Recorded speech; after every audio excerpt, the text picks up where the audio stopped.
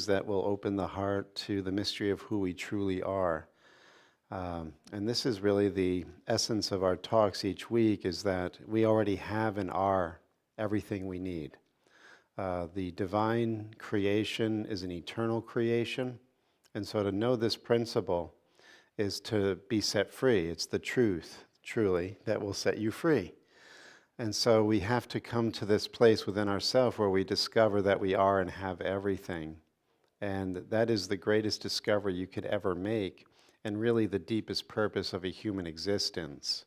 Right? The Tibetans call it a precious human rebirth, because at the human level we have the opportunity to use the discernment faculty of consciousness to sort out the real from the unreal, darkness from light, knowledge from ignorance. And then through this process of enlightened teaching, we can find this journey or this pathway inward. And it's this inward journey that has us settling within the deepest state of our heart. And that's, in every tradition, the center of the heart is really the destination of human existence. Because as it says in the Sufi teachings, where you find yourself, you will find your Lord. That when you discover who you really are, you discover the essence of God, the essence of everything. And so this is, you could say, a very serious matter, but when you're on this path of self-discovery, you oftentimes will also laugh a lot. He says in A Course in Miracles that the Holy Spirit's lessons are learned in laughter. Because as you're going through this discernment process of sorting the real from the unreal, you begin to realize that the unreal has no effect once you have accepted reality for yourself.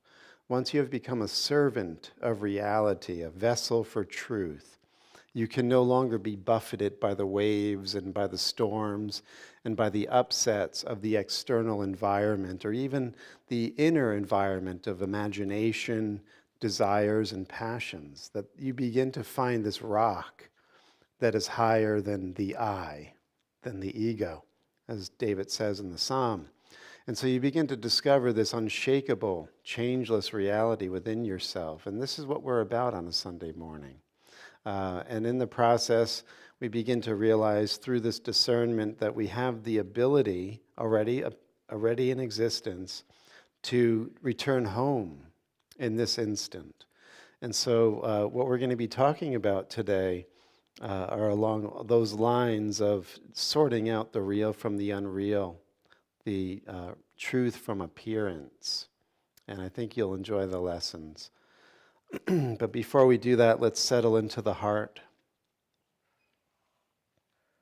Find your breath.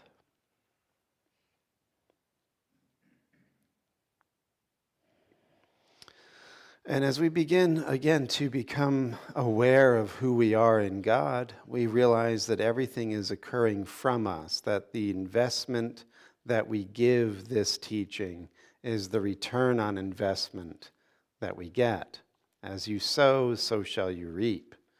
And so we want to set our intention here this morning that we draw in the abundant life, that we discover for ourselves where our investment really is best used and best placed.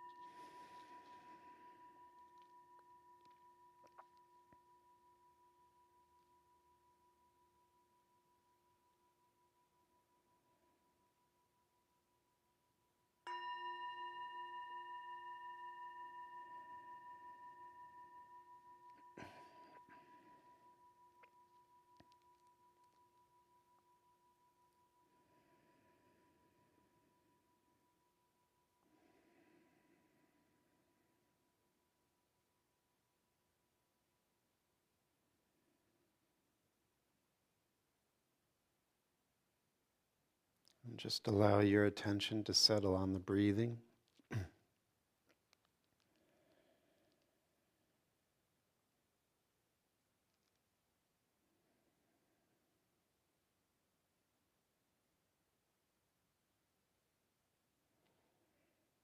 And as mind and body relax into the flow of the breath, the waves of the mind become more and more still.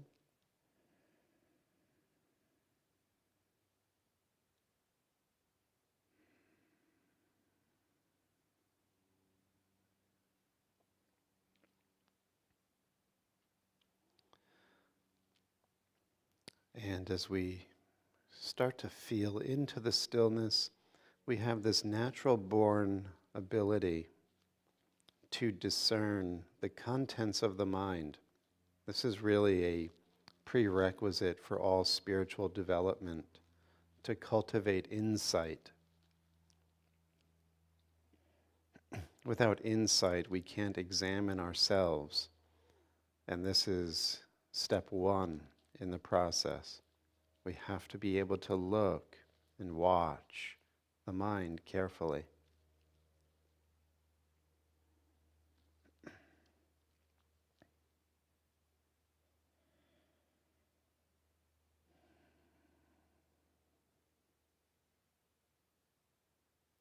And so with this wakeful awareness, we settle into the immediacy of our own consciousness. This sense of being.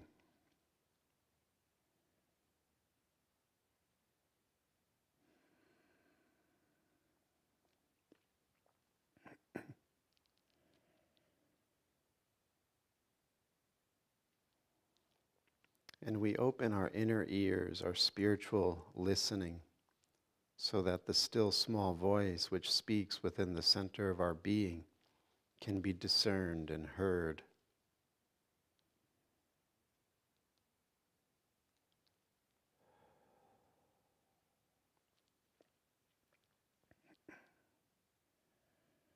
So that we may discover the treasure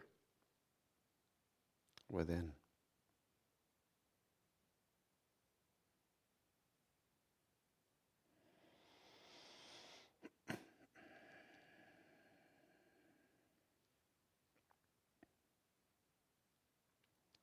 And so whatever it is we are carrying in our life, whatever problems, challenges, desires, difficulties, we lay it at the altar within the mind. And we simply turn to God, to know God for God's sake, to seek first the kingdom of God within the center of the heart. And then everything else will be taken care of.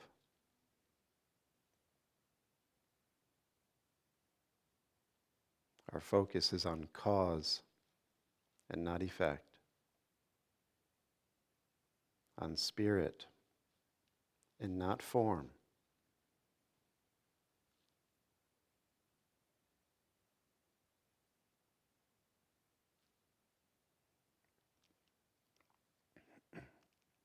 And so it is.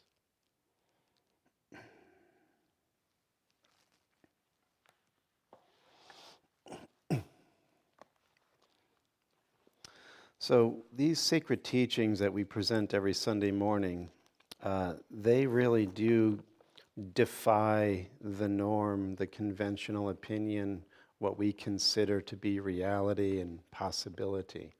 And so one of the things that we will inevitably have to do is adapt to what Joel Goldsmith calls the infinite way. That you're an infinite being, and we are in a process of remembering this.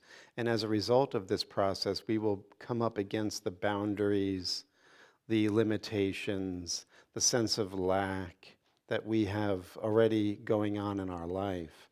And we're going to have to defy these experiences, circumstances, and beliefs that we hold within our heart as if they were real, because they contradict the infinite that we are.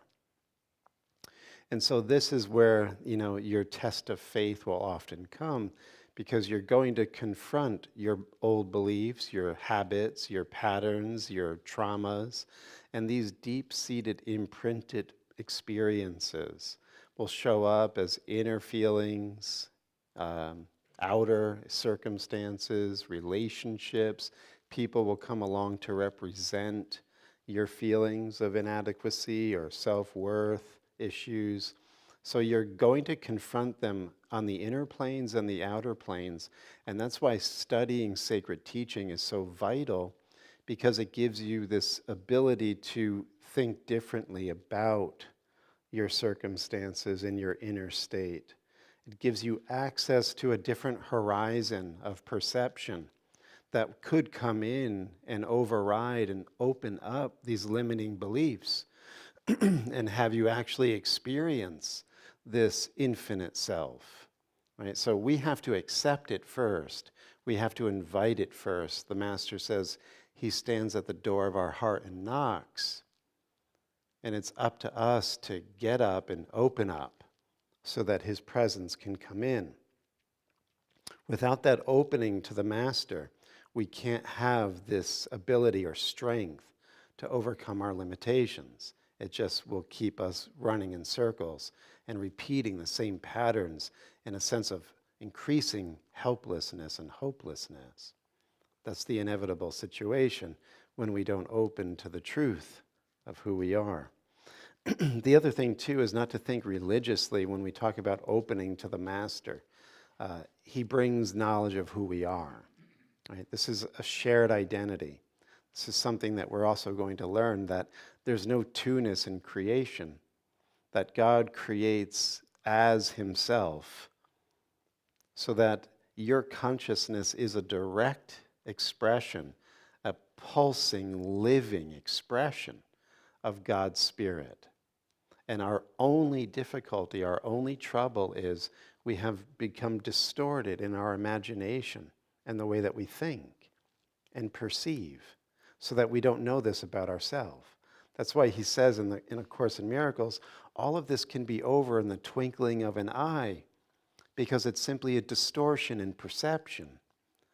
But we have created these blocks, these reinforced patterns and psychological defenses, where we have hunkered down in an identity that has become accustomed to and has adjusted to the limitations, the lack, the struggle, the hatred, the blame, the grievances, so that these limiting beliefs have become the norm. And so this is why the teaching is designed to, as we saw last week, go right into these strongholds within our psychology and break them down, right? Dissolve them so that our presence can flow out. And so there's an interesting lesson in a workbook, in the workbook to A Course in Miracles, and it's lesson 284. Many of you know it well, and it's stated, I can elect to change all thoughts that hurt. I can elect to change all thoughts that hurt. Much is said in that. Number one, you're always at the power of choice or decision in the present moment. The fact that you're experiencing pain or any kind of discomfort or any state that's other than joy, he's saying is there by your election. No one is doing it to you. No one is forcing it upon you. It's a choice made thoroughly by free will, right? So what makes the teaching helpful, as we've been saying, is it clears up the distortion that you're at the mercy of forces outside of you, right? That's one of the distortions in perception, that you think you have no say in what's happening, let's say, in a very difficult relationship right now, and that it's causing you pain because it's beyond your control. And you can't do anything about it. You can't change who they are, and there's no way that they're looking to change themselves, let's say as an example. But this teaching is saying that you can elect to change all thoughts that hurt within you. Now, this changes everything, because when you change the cause, which are your thoughts, the effects, which are these outer relationships and the people that represent your thoughts, they must change. They will either change and adapt to your new belief or your new view, or they will actually leave your orbit, because there's a vibrational inequality, a mismatch of where you are now in your choices for yourself and where they are in their choices for themselves, right? So it's always a mutual getting when we're in relationship. Even if it's drama and trauma, we're using each other to reinforce these deep-seated patterns, and oftentimes we're doing it to make blame exist out there, that I'm hurting because of what you did or are doing to me. And this completely cuts that knot. It erases that distortion. I can elect to change all thoughts that hurt because I'm only hurting myself with the way that I think. Right? It's huge because, again, there's only real creation. God created us as himself, and therefore we are always, always, always cause in the matter. We are always causing what we feel, causing what we see, causing what we are choosing to think. All right? So that's one important element within that lesson. The other is election. I can elect to change all thoughts that hurt. So when you think of election, you're thinking of you're voting. You're casting your vote for a way of thinking here. So it's free will. And your election determines the one who is the authority over you. That's what elections do, yes? They install the authority. And so if you're electing thoughts that hurt, the authority that you've installed within your mind is, I, the ego, am the center of reality. The separate self is at the center of my existence. That's who I am. That's who's real. Right? That's an election. The other election is the Spirit is at the center of my life. And it's the thoughts that I think with God that I see within and without. Very important. So they're saying, or as Jesus is saying in the Course here, under the lesson heading, loss is not loss when properly perceived. So that's also really radical. If you think sometimes, people are in your life as reinforcers of your negative beliefs. And there have been many relationships along the way in my life that I had to shed because what these people were representing to me were things that I had about myself, unworthiness, self-punishing, patterns that were, really keeping me stuck in my old identity. And it doesn't mean that you go into this utter destruction of all your relationships. That God will take care of.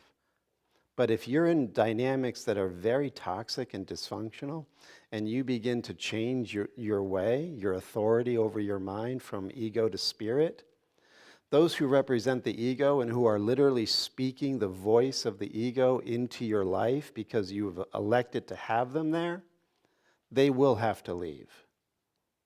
They will have no power over now the authority you've elected, which is the Spirit. That's how you change the inner cause, and therefore the outer effects have to change. If you're being caught up in these toxic dynamics, they're there by election. That's the only way they can be there. So when you lose those toxic figures or toxic voices within your experience, it's not really loss. It's one of the things that we have to recognize. Sometimes we keep people in our life because we feel guilty. And it's really a self-punishing. And when we are done punishing ourselves because we realize that's not who God is, it's actually a sign of arrogance for me to punish myself for feeling guilty. That's a completely egocentric way of being. You're not guilty, and neither are they. But if you choose or elect to stay within your belief system of guilt, you will attract people to reinforce that for you and punish you for what you believe about yourself and what you've done. So when you choose to go under the authority of the Spirit, loss is not lost because you're shifting the game board, and these relationship dynamics will have to spiral up. And as you raise your frequency, Some relationships won't be able to survive the turbulence, and they will discorporate. They will literally go out of your perception because they're not at that vibrational frequency anymore. Others will adapt with you and restructure and repattern and go through that phase shift so that you can be back in relationship, but under different principles and intentions and motivations, right? This is how we keep spiraling up. And if some relationships can't go with us, well, that's not really loss, because they're only forms at that appearance level, and they've represented something that's no longer real for you. Who they are as the Spirit of God, there's no loss ever, because that's eternal. They can't change. But who they're playing in the movie, that's a character role. And roles are always shifting and changing. They're always impermanent. So things that are impermanent, you're going to lose them anyway. So loss isn't loss. If you honor the Spirit, you're honoring the Spirit in all. And if you're in a toxic dynamic, you're not honoring the Spirit, right? So then he says, loss is not loss when properly perceived. Now get this, pain. Physical pain, psychological pain, emotional pain. Pain is impossible because of who created us, right? This is the distortion. The degree of distortion that we have in our psyche has us feeling pain. The only reason why we feel pain, according to these teachings, is because we're out of communication with our source, which is all abundance, all love, all joy. And so we feel pain at the spiritual level, and then that gets put through into the psychological, the emotional, and the physical. It's a trickle down. If we're out of communication on a spiritual plane with our source, we will be in pain. But what the teaching is telling us is we're never really out of communication with our source. We can ignore it. We can repress it. We can elect to not admit that's true for us. That's the only thing we can do right now, is turn our attention away from it. But it's always here. It's always constant, and it's always with us. I will never leave you or forsake you. Right? Where I am, you shall always be. That's the eternal truth. The ego has the use of free will. We can elect. And when we elect to be the body identity, separate within the world, he says, when you elect one thing, you must reject another. Election always involves rejection. If you're the body identity, you have by force rejected spirit identity. You've cut your awareness off. You've blocked communication from your mind. That's why we suffer. That's why we get into toxic relationships. That's why we do things we don't really want to do, because we've gone off into darkness, into unknowing, into delusion. So the only way back is to elect for the Spirit to begin to make itself known in our awareness. And when that happens, we will start to see it. I mean, Lisa and I, we talked about it a lot. She's gone through many experiences where physical pain doesn't really affect her anymore. I've had my own experiences with that as well, but not to the severe degree that Lisa's had. And so on a physical level, and this again might sound outlandish, and we'll get into why in a moment, but pain can actually become impossible in your experience because your mind becomes so devoted, so fixed, so surrendered to the power of the Spirit within that it takes care of everything for you. And you realize you can trust in it for everything. And when your mind is set aflame by that Spirit, you don't feel the impacts of the body, right? That will naturally come along. Pain is impossible. There is no grief with any cause at all. God's the only cause. And God is eternal abundance, eternal joy, eternal creation, eternal laughter, eternal love. There can't be grief with a real cause. When you reject being in the Spirit, you then seem to have reasons, when the mind goes dark, that there are causes for grief. But those are only shadows on the wall because of your endarkened mind. When your mind has refused the light, you will hallucinate. And those shadows that you are hallucinating will cause you grief. But the grief isn't out there. Those shadows are simply projections from a mind that has been enshrouded by its choice not to be in spirit. Remember, we're talking about the distinction, the discernment between appearance and reality. Your mind is invisible, imageless, eternal, a spiritual force of creation. But when you're misusing it, it will miscreate. And part of being in an undarkened mind is you will miscreate and cause yourself grief. That's the only cause, is that we have misused our mind by blocking spirit through a choice of free will. And he says, suffering of any kind is nothing but a dream. These are profound statements here. And he doesn't make them lightly. He's just stating truth. And he says it in the next sentence. Such is the truth. And then he hyphenates that statement. Such is the truth, hyphen, at first to be but said. Right, like we're doing here. Just saying it. You're hearing it. Right? So this is the first step. Sacred teaching, being said, being heard.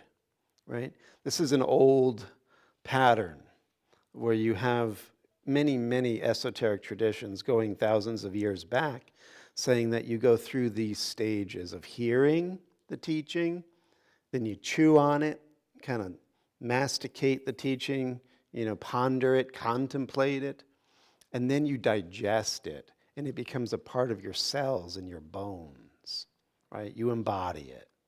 So you got to first hear it, and then you hear it, you chew on it, you begin to break it down, see all the ins and the outs of it, and then that starts to get digested. He says something even better here, I think. Such is the truth, at first to be but said, and then repeat it many times. So you'll hear it, and maybe you'll go away from the teaching for a long time. But you'll eventually get called back, and then you'll start to feel this pull, this invisible pull from the inside, that you got to get more of this. This is like your daily bread now.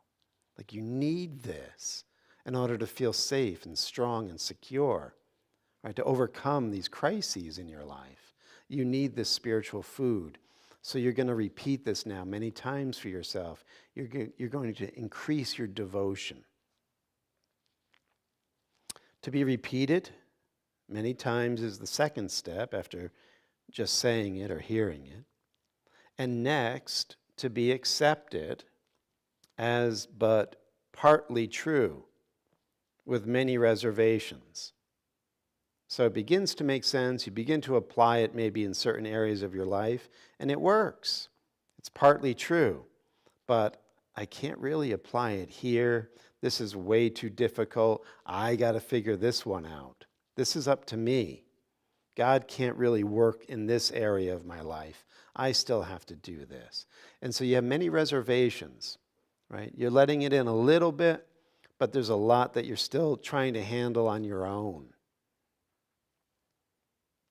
And then after that stage, you're going to start to consider it seriously more and more, because you begin to see as it goes to work in certain areas of your life, you're getting the benefits, you're feeling the truth value of God's Spirit. This is real. There's something tangible and substantive about this invisible presence going to work in my life. It's showing up. I'm seeing the effects in the appearances, in the forms. This is real. And once you begin to feel that trust and that increasing belief and inspiration in the invisible, then you accept it and consider it seriously more and more. And finally, accept it as the truth. It just becomes what is. God is. This isn't real. This problem, this error, this misperception, this war, this plague, this isn't real because God is. And your mind has become so lit by the Spirit that there's nothing that will come nigh your dwelling. No weapon formed against you shall prosper. This is where you have now reached the secret place of the Most High. You're within the stronghold of Spirit, the citadel, where nothing of the world can touch you, affect you, trouble you. There's no danger anywhere. In fact, wherever you go, danger flees. It's that kind of a thing. You bring the light. The darkness has no strength. That's when the truth is. You've gone through these stages of accepting, putting it into play within your life more and more, and then finally, there is nothing else. And he says, I can elect to change all thoughts that hurt. And I would pass beyond these words today and go past all reservations and arrive at full acceptance of the truth in them. So this is what we were saying earlier, that watching the mind is priority in the beginning especially, because your mind will wander. And as we've been saying, your mind is a creative agent. It's never not creating. You're making this whole world right now. You're ladening it with meaning, your meaning from your mind, your imagination, your definitions, your beliefs. They're all within this thing you call the present moment. This is your creating. I don't know what your present moment looks like. You don't know what my present moment looks like. I've made it from my own mental fabrications and beliefs. Your mind is a creative agent. When you go to sleep at night, your subconscious mind begins to show you everything that was bubbling and broiling under the surface of your awareness. And you're in these mental formations, these dreamscapes that are literally being conjured like magic. And what's really wild, if you can accept this, is he says whether you're waking or sleeping, your whole life is spent in dreaming. So just like you conjure the dreamscape when you go to sleep at night, you're conjuring a dreamscape when you think you're awake. Your mind is always creating. So when you begin to watch your mind carefully, you begin to realize, as he tells us, there is no idle thought. There are no neutral thoughts.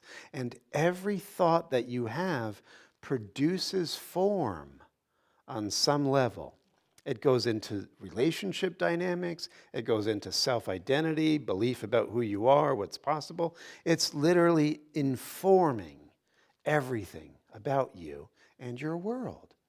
When you watch your mind carefully and you elect to change all thoughts that hurt, you're getting a different information source.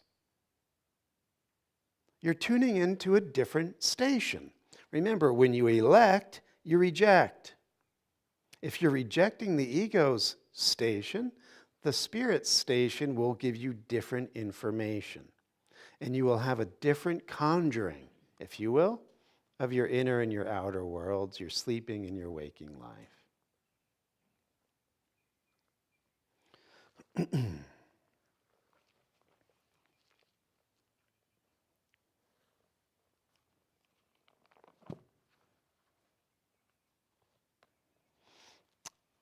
So a little bit more along these lines. Because what the Course is basically getting at is until we change our minds, we will be suffering.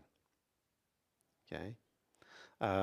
In fact, I'd like to read from the old scripture before we go into what Jesus says here in the Course, because one of the things I love about going into ancient teachings, whatever tradition, as you realize that these ancients were totally plugged in to a certain degree, and maybe they're using antiquated language, maybe it's not completely dialed in, but you're seeing that they're definitely tracking with something real and transcendental. And that's why even, I recently began reading this book I mentioned last week by Robert Temple.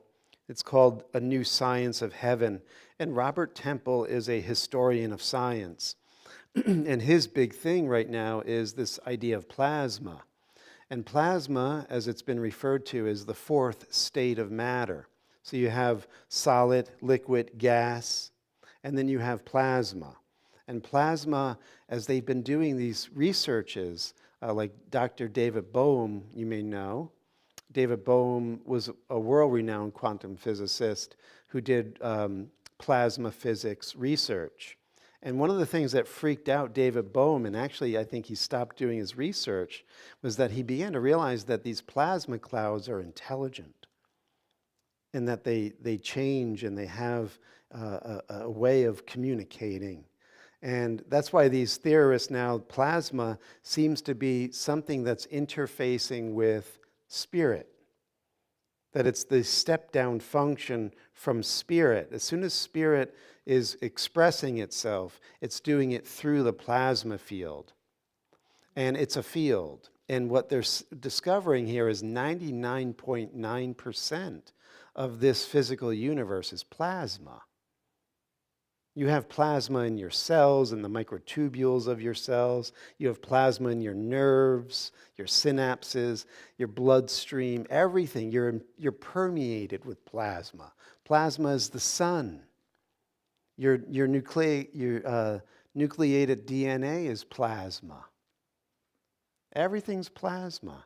So when we say spirit, God is everywhere, there's starting to be like this interface where we begin to see these ancients were onto something. They begin to understand something. But more than that, they were getting information from the divine realm. And St. Paul lays it out in his opening chapter to the book of Romans in a way I think will benefit us this morning. And he says, since the creation of the world, God's invisible attributes, his eternal power and divine nature, have been clearly seen because they are understood through what has been made. In other words, you could see that what's arising within the form level came from the formless. This was something well constructed within the ancient world, well understood. Right? Plato, one of the great philosophers, said that everything within the realm of becoming, this form realm, originates in the realm of being, the formless, eternal realm. Right? What we're seeing here are ideas symbolically represented, says Plato. That's what we were saying earlier. When you begin to watch your mind carefully, and you begin to see how your mind is creating or miscreating, you're actually seeing your ideas symbolically represented by the people, the places, the things that you're interacting with. Everything is a symbolic representation of your invisible mind. You're always interacting with your mind, as I am always interacting with my mind. And as we begin to fine-tune this and elect only the thoughts of spirit, we begin to realize my mind is your mind. There's really no separation, and we can join. And when we join, there he is in the midst of us, and we can co-create a world that really works, where we symbolically represent love, joy, forgiveness, peace, abundance for all. These are the ideas that we can begin to see symbolically represented within the form level. Right? But more of that at another time. So he's saying that God's eternal and invisible attributes and divine power are made manifest in the realm of form. And then he says, so people are really without excuse to repress, deny, or ignore the Spirit. Because that's who we are, it's where we originated from. And when we're choosing willfully to block that knowledge or information from ourself, we're really without excuse. And then he goes on and he says this, speaking of human beings, for although they knew God, they did not glorify him as God or give thanks, but they became futile in their imaginations, and their senseless hearts were darkened. Although they claimed to be wise, they became fools and exchanged the glory of the immortal God for an image resembling corruptible or mortal human beings, or birds, or four-footed animals, or reptiles. In other words, we exchange the incorruptible, formless spirit identity for an image, which is corruptible. And we've become lost in appearances. And that's why we have thoughts that hurt. That's why we don't feel joy, peace, and everything is symbolically reflecting that. Is this too heavy of a message this morning? Is this making sense?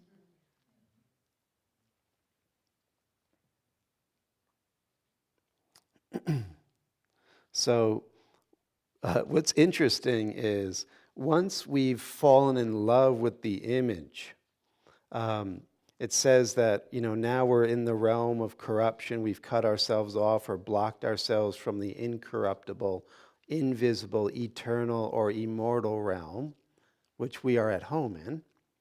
And then he immediately goes into a conversation about sex. St. Paul does. And it's because, as the image, we are now trying to get the satisfaction by the use and really the misuse of other forms for our gratification. Okay? You'll see why this pertains to our reading in A Course in Miracles in a moment. So again, we've gone into this overdrive of trying to satisfy the image, and really you could see our culture is a culture that is completely devoted to the image. Right? Lisa had to buy glasses recently, so we went into Lens Crafters, and the lady that was helping us with her glasses, we got to talking about something, and she was saying, well, you should see all the people that come in here and do their selfies with their new glasses, the glasses they're wearing. It's just like, it's like selfie central. Lens Crafters, everybody's, an influencer now and publishing their image. And it's a culture that is completely intoxicated and sold out to image. And it's an empty, sad, depressed culture. Like underneath the thin veneer of the immediate joy or pleasure you're getting from the image, there's this yawning abyss of emptiness and unknowing and uncertainty and fear, right? But we have pharmaceuticals for that. Ask your doctor. Don't wait for your doctor to ask you. Ask your doctor how you can get rid of all of the anxiety and depression. But side effects may include. But that's what happens when we have completely disconnected from the invisible source, which is our substance, and the only good, and the only joy. We are now an image. And we're lost in images, and everything is corrupted. Everything is in a state of constant change, and there's really nothing here but mirages or images.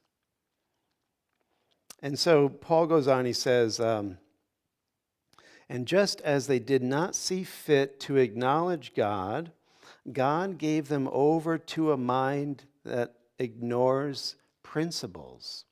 And now we've just become this whatever you want to do kind of mind, whatever feels good, to do what really is not to be done. And Let's see if there was anything else I wanted to say here. Yeah. Yeah, so God gave them over to a mind basically that is not principled, that isn't following the deeper laws of creation. And as a result, he goes on to a long list of things that are effects of spinning out of control. Right? So that's to set the stage for this section in chapter 1 of A Course in Miracles, which I hope you find useful in your spiritual growth and development.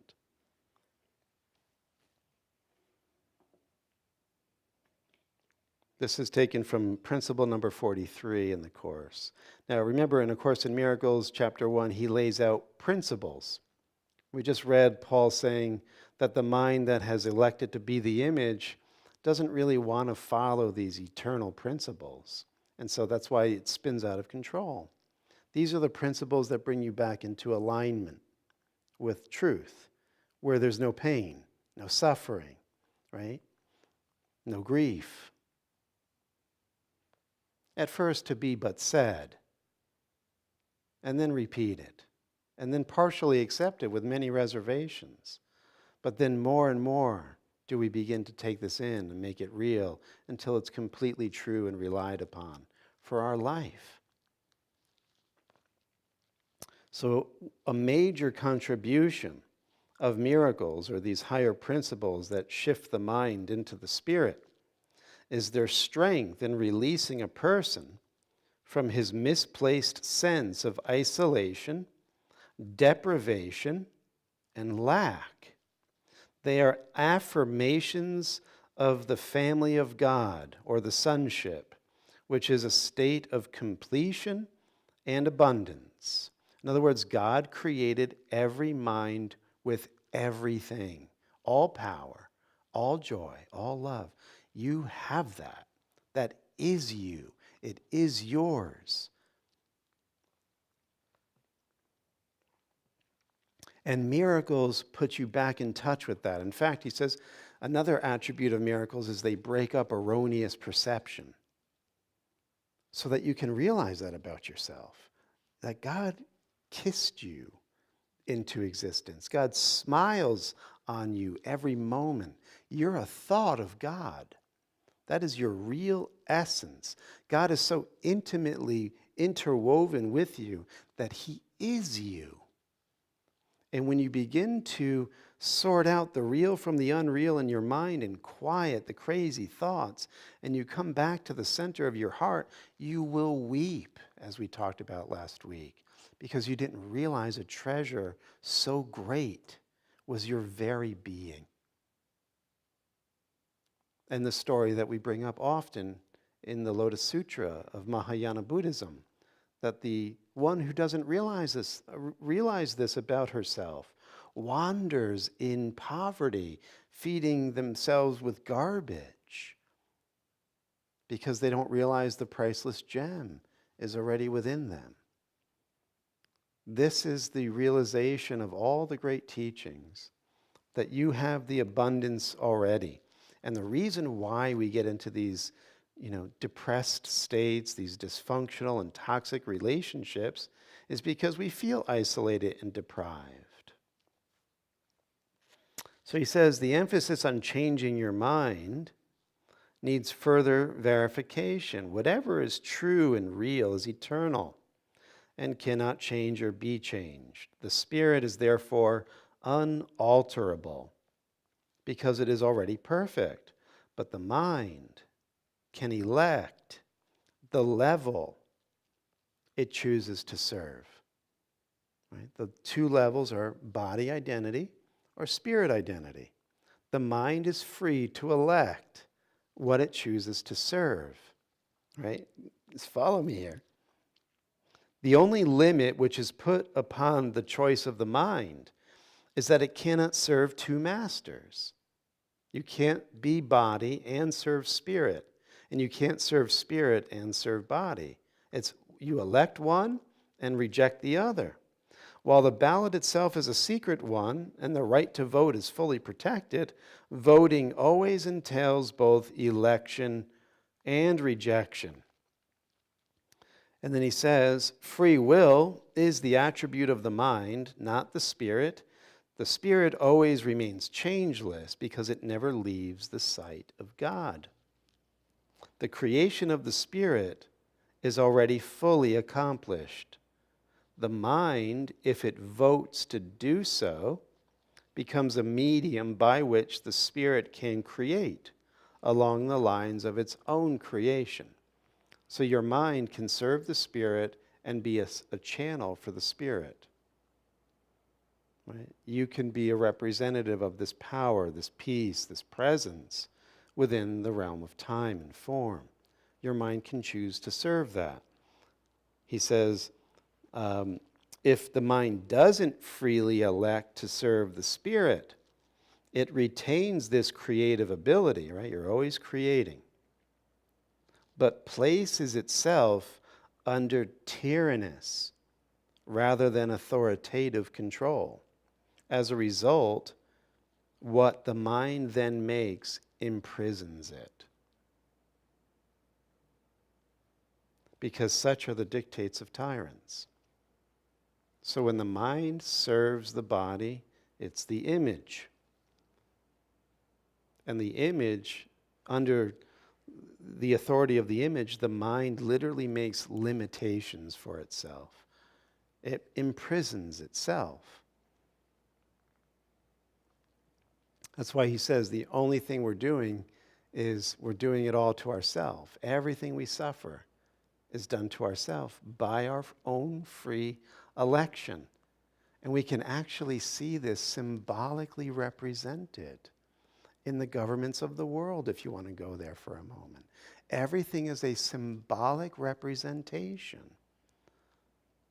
And so we are literally giving our money, our votes, our energy, our life to things that imprison us, that limit us, that enslave us, that cause pain and suffering.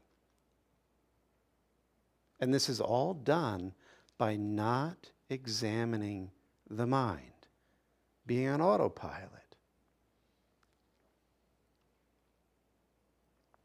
He says to change your mind means to place it at the disposal of true authority. The miracle is thus a sign that the mind has elected to be guided by Christ in his service. Right? The abundance of Christ is the natural result of choosing to follow him. You feel this peace, this presence, this freedom when you are giving your mind or your free will over to God. And now he gets into a conversation about sex, just like Paul did. When we are not serving the Spirit, we're serving the image. And when we're serving the image, we're trying to get the allness of God out of images. Cars, money, sex. These things are the idols or substitutes for God. We're trying to find the peace and the joy within the corruptible. And it doesn't work. It doesn't satisfy. He says you're involved with unconscious distortions which are producing a dense cover over miracle impulses, making them hard to reach your consciousness.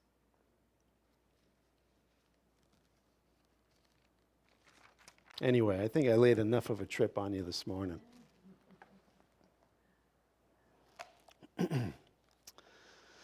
Take a moment and do some inner inventory over what's been said this morning.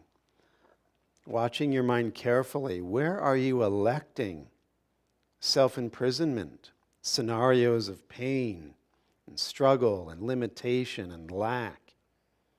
Where are you repeating these old habitual patterns within toxic relationship dynamics that serve no one, and they are there by your election?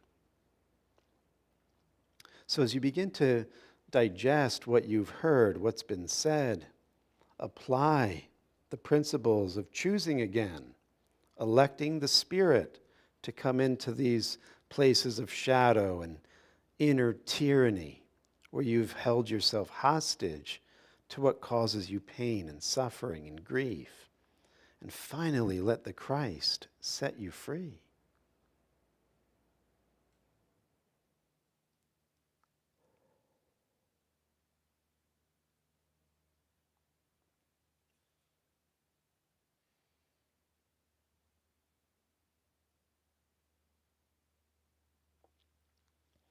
If you feel isolated and lonely, let him come in to set you free.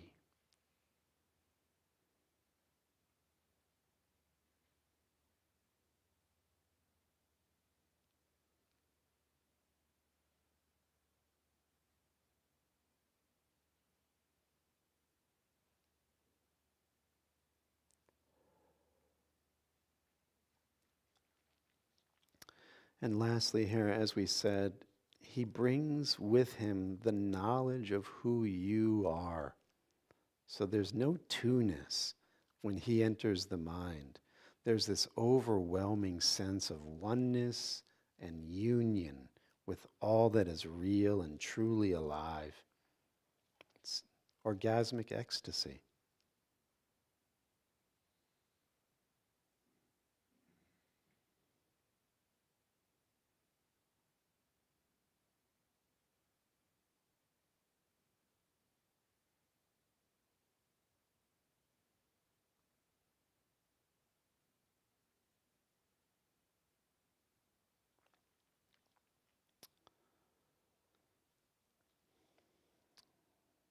And with a grateful heart for this eternal spirit that is always willing to teach and guide us every moment so that we can come to this joy and remain in it,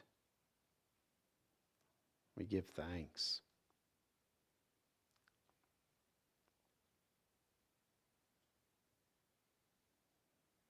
And so it is. Blue bag's going to go around.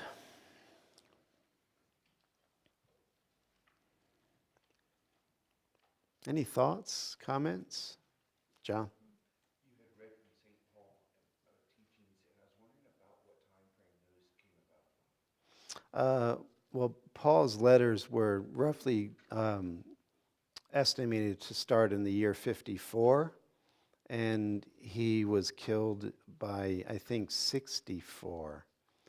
So within that time frame, Romans is probably 61 of the Common Era.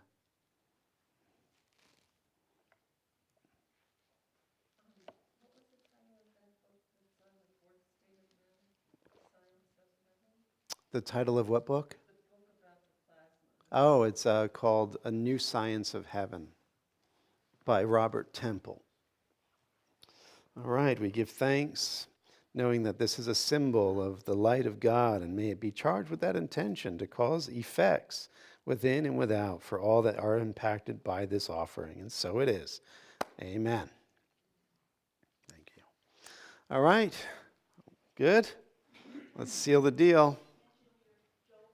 Oh, Joe Goldsmith coming up this Tuesday. If you guys really want to dive into this living the infinite way, go to my website, living-acim.com.